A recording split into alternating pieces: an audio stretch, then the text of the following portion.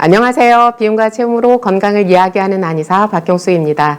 오늘도 췌장 이야기 이어가 보려고 하는데요. 복습 잠깐 해야죠. 지난 시간에 췌장의 주된 역할 두 가지 뭐라고 말씀드렸죠?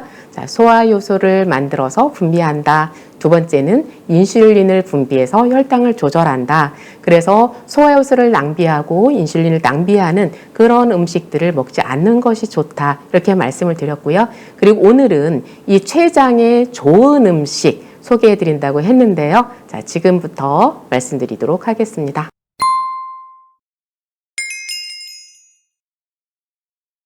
췌장에 좋은 음식 새싹 패밀리를 소개하겠습니다. 새싹 패밀리? 아무리 들어봐도 음식 이름 같지는 않은데 뭔가 싶죠? 한 가지 새싹이 아니라 여러 가지 새싹을 말씀드리기 위해서 제가 새싹 패밀리다 이런 표현을 했어요. 그동안 제가 브로콜리 새싹이나 알팔파 새싹에 대해서는 몇 번 말씀을 드렸을 거예요. 자, 복습 한번 하고 갈까요? 브로콜리 새싹이 어디에 좋다고 했죠? 뇌, 위, 장 이렇게 기억하면 좋다고 했죠.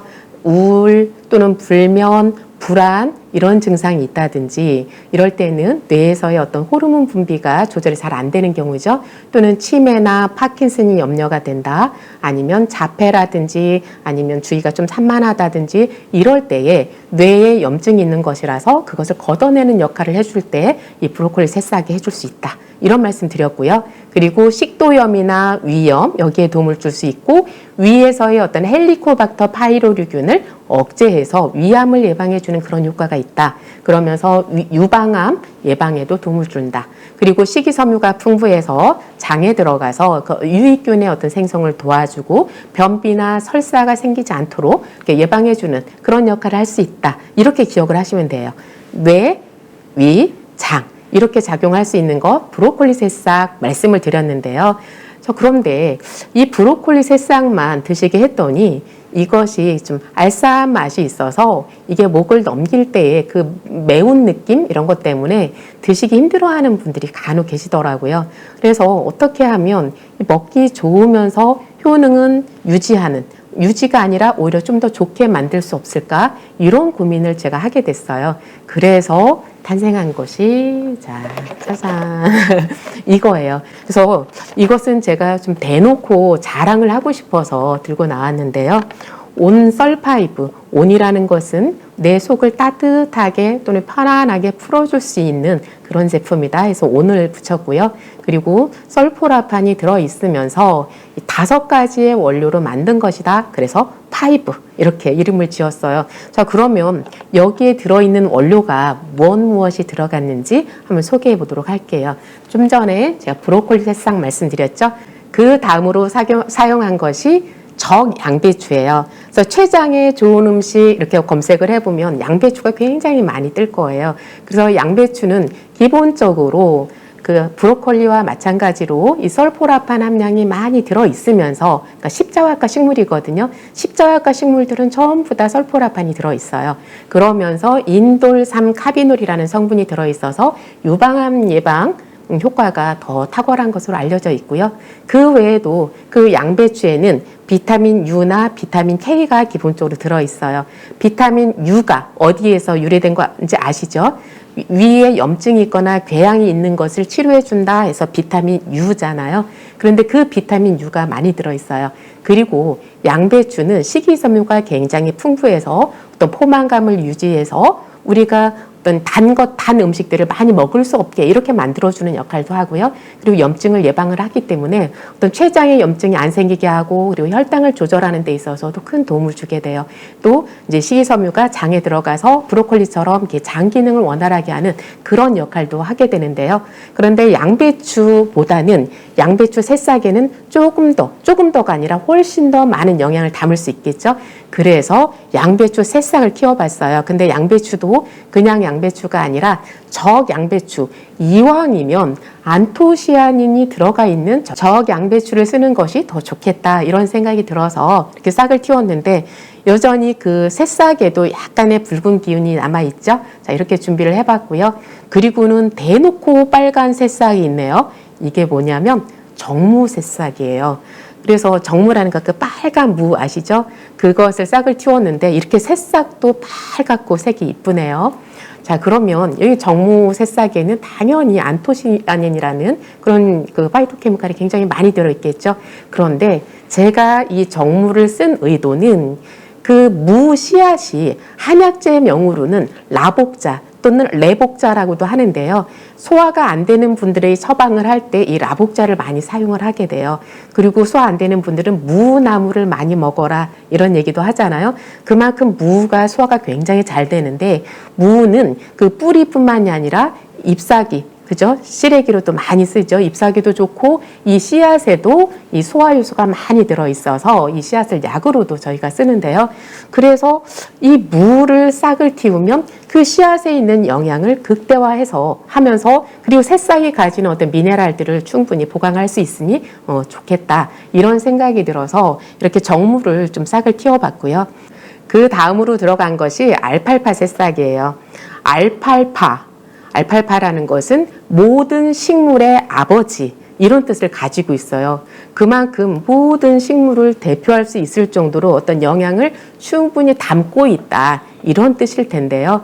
이 알팔파에는 아미노산이나 비타민 중에서도 B1, B2, B3 막 이 비타민 B군도 굉장히 골고루 들어있고 그 외에도 미네랄이 풍부하게 들어있는 것이 알팔파예요.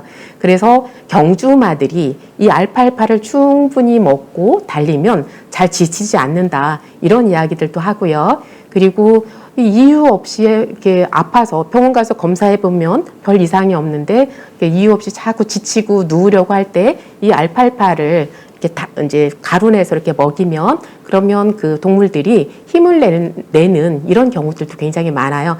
어쨌든 이 알팔파는 사람에게도 동물에게도 많은 에너지를 갖다 주는 그런 원료라고 할 수 있는데요. 알팔파도 마찬가지로 이렇게 딱 3일만 이렇게 싹을 틔웠어요. 그리고 그 다음은 어디서 많이 보던 거 아니에요? 쥐눈이 콩을 싹을 틔웠어요.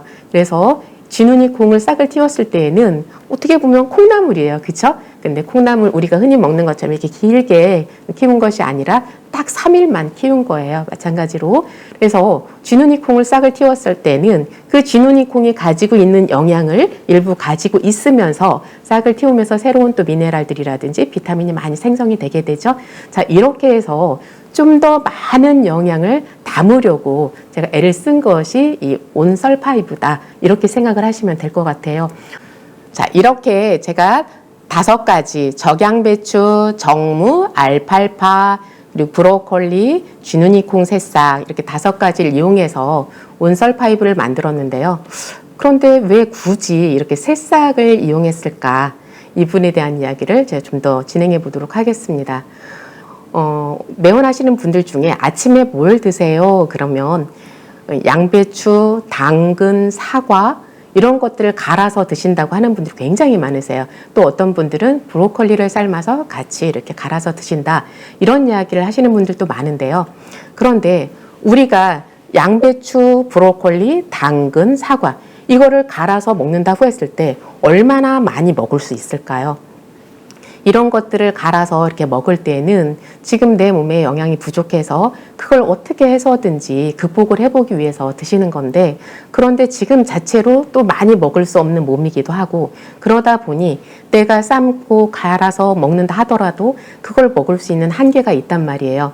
그래서 제가 생각을 한 게 새싹이에요. 자, 새싹이라는 것은 생명력이 완전히 응축되어 있는 것이다. 이렇게 생각을 하시면 되는 거예요. 단단한 씨앗에서 바로 이렇게 벗어나서 이제 잎이 피고 꽃이 피고 열매를 맺을 수 있는 그 생명력을 다 가지고 있는 것이 이 새싹이라고 보면 되는데요. 그래서 여러 논문들에 살펴보면 이 새싹에는 다 자란 성체보다 최소 20배에서 100배 정도 더 많은 영양소들이 있는 것으로 그렇게 보고가 되어지고 있거든요. 그래서 내가 새싹 1g을 먹으면 그것이 성체로는 몇 킬로그램을 먹는 그런 효과를 가져올 수 있는 거예요. 그래서 많이 먹을 수 없는 경우에 근데 영양은 많이 필요하고 이런 분들을 위해서 제가 이렇게 새싹을 활용하게 되었고요. 그런데 그 새싹 중에서도 그렇게 소화 기능이라고 하는 것은 제가 처음에 말씀드렸던 것처럼 단순히 위만 말씀드리는 것이 아니라 췌장까지 같이 포함을 해서 말씀을 드리는 거예요. 그러니까 소화 요소를 낭비하지 않을 수 있도록 도와주고, 그리고 그다음에 혈당을 올리지 않을 수 있도록 도와주고, 이런 효능까지 같이 들어있는 거죠. 이렇게 소화 기능에 도움을 주면서 여러 가지 미네랄들, 그리고 파이토케미칼, 이런 생리활성화 물질을 통해서 몸에 있는 염증을 조절해 줄 수 있는 이런 효과까지 누리고자 하는 거죠. 그래서 소화기계를 편안하게 하고 염증을 없애주면서 뇌나 장에도 동시에 작용할 수 있는 이런 것들을 한번 만들어 보자. 약은 아니지만 약처럼 우리 몸에 도움을 줄 수 있는 그런 제품을 만들어 보자 해서 만든 것이 이 온썰5예요. 어때요? 제가 그래도 좋은 일을 한 것 같지 않으세요? 저는 정말 이게 정성을 많이 들여서 이렇게 만들어 보았고요. 또 하나 자랑할 게 있다면 이 온썰5에는 첨가물이 1도 안 들어갔다는 거예요. 과립제로 만들었는데 과립으로 만들기 위해서는 이렇게 뭉치기 위해서 어떤 첨가물을 부용제를 같이 써야 되는 경우가 많은데, 그런데 이 씨앗의 특징상 이 씨앗에는 그 필수 지방산들, 그 지방이 어느 정도 있어서 이런 것들이 저절로 이렇게 과립이 만들어지더라고요. 그래서 이렇게 부영물질이 전혀 안 들어가 있는, 첨가물질이 전혀 안 들어가 있는 그냥 천연 영양제다 이렇게 생각을 해도 될 것 같아요. 그래서 뭐 제가 만든 제품을 이렇게 대놓고 막 광고를 해도 되는지는 모르겠지만, 근데 정말로 이렇게 소화 기능이 떨어지고 그래서 많은 것들을 드실 수 없고 그러면서 몸에 염증은 있어서 그것들을 어떻게 해결을 잘 못하고 있는 분들, 이런 분들에게는 이게 많이 도움을 줄 수 있을 것 같아서 제가 오늘은 대놓고 제가 만든 온썰5에 대해서 말씀을 드려봤어요. 몸의 염증을 개선하고 미네랄 밸런스를 맞추기 위해서 더 많은 항산화 영양소를 섭취하고 싶은데 근데 막상 많이 드시지 못하는 분들, 그분들을 위해서 제가 만든 이 제품이 저의 소망대로 여러분들이 더 잘 드실 수 있고, 그리고 지금 현재의 몸 상태를 개선해서 더 건강한 상태로 나아갈 수 있기를 진심으로 바라겠습니다. 다음 시간에 뵙겠습니다.